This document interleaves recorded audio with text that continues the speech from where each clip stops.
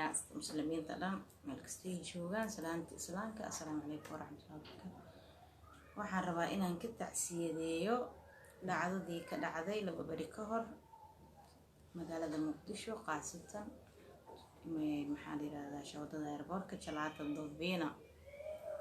dhacdadii ka dhacday iyo intii ku geeriyootay inuu Ilaahay u naxariisto, kitaabkooda midigta ka siiyo, anagana ka bacdigood inuu Ilaahayna fidnaynin, intii wax ku gaareen Allah caafiyo. waxaan leeyahay Ilaahay ha u boogadhayo, dad badan kulay wax ku gaareen, intii ku dhimatana Ilaahay u naxariisto. waxay dhacdo xanuun badan oo lagu laayay dad aqoon-yahano ah, dhalinyaro ah, hadda soo koray, wax lagu soo taray wadanka inay wax ku taraan ay maraayeen. maxay ahayd ii sheeg oo la cimriga loo soo quusay, cimriga Allah u soo quusay, wixii u soo quusay.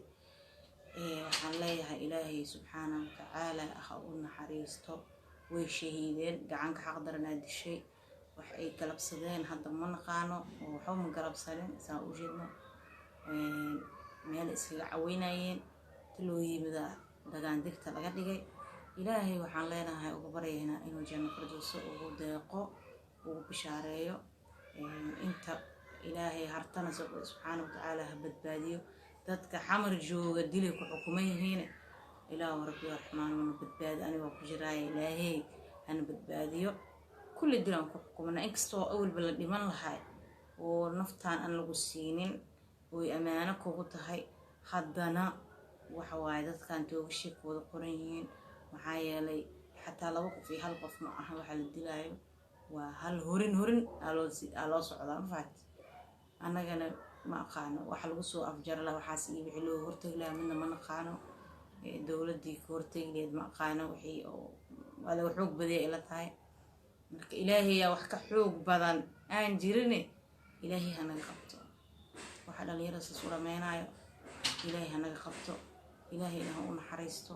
hooyadii iyo aabihii iyo walaaladii iyo ehelkii ay ka baxeenna ilaahay subxaanahu wa ta'aala samir iyo iimaan Allah ka siiyo, qalbigooda Allah u qaboojiyo. anakoon hadda maxay tahay oo dhalin aan sidaas wallaahi qalbiga naga duumo inta muslimiinooda dhan meel kasta joogtay.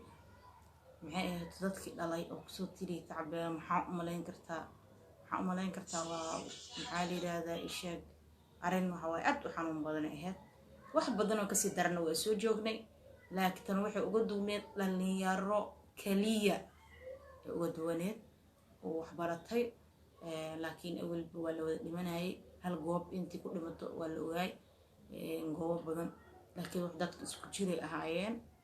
alxamdulillah shukrullah wuxuu ilaahay keena, laakiin ilaahay waxaan ka baryayaa inuu mid kale noo celino. qaraxkii ugu dambeeyay Allah ka dhigo. xamar waa dhibaatootay, ilaahu dhibaatada naga qaad rabbi, oo meel kastoo muslim jooga ka qaad. waxaan leeyahay dhalinyarada aan ugu baaqi lahay oo maxay ahayd habeenkii dhalinyaradu maalintii shaqaystaan, habeenkii markay iska soo laga baxsan lahaayeen, iska dalxiisi lahaayeen, dhibkaasaa dhacaya. marka waxaan dhihi lahaa iska dhaafa, guryihiina iska jooga, habeenkii waqtigiina gurigiina ku qaata, ama meel amnigeedu sugan yahay oo kulley meel kastana waa aragnina isugu galaaye. laakiin waxaan dhihi lahaa wallaahi gurigiina iska jooga, dhalinyarada gurigiina iska jooga, shaqadaada ka imaado gurigaaga iska joog. markee dhibaatooyinkaasoo kale dadka oo maleegaya ama qorsheynaya mar walba ma dheero way buuxaan. marka waxaan dhihi lahaa iska jooga gurigiina, weliba kuwa loo dakanaynayo inay wax dowlad iyo waxaas u shaqeeyaan iyo ama waxay rabaan u shaqeeyaan. waxaan dhihi lahaa gurigiina iska jooga, annagana ilaahayna badbaadiyo. maxay ahayd oo Soomaali dhib inta ku filan waa qabtaay, maalin kasta dhacdo kasta waa u joognaa, dhibaato kasta u joognaa. yaa maalin alla keeno waa soo taaganaa, dhiba u soo taaganaa. intii dhimato maana inta kale waxay u soo taagan yihiin. maxaa la yiraahdaa ii sheeg xanuunkaas hooyo aad dareemi karto, aabbo waa dareemi karaa, walaal wuu dareemi karaa, qof kasta oo diir naxaya lahaa dareemi karo in laga xanuunsadaa oo laga digtoonaa, oo wax walba oo waxaas lagu hor istaagi karan la sameeyo. waa wallaahi maalin kasta inaan hor taagnaano oo dhacdaas xanuunka badan leh aan ka tacsideyno maahan mana qabato. wallaahi maalin daayina hal dowr baa la dilahayaa, oo maalin daayina hal dowr baa la dilahayaa, ومالين داينا هل دور بلدوغيا ومالين داينا هل دور بلدوغيا إننا كما ديهرنا وينو دهاونا إننا كما ديهرنا وينو دهاونا إلهيو باريو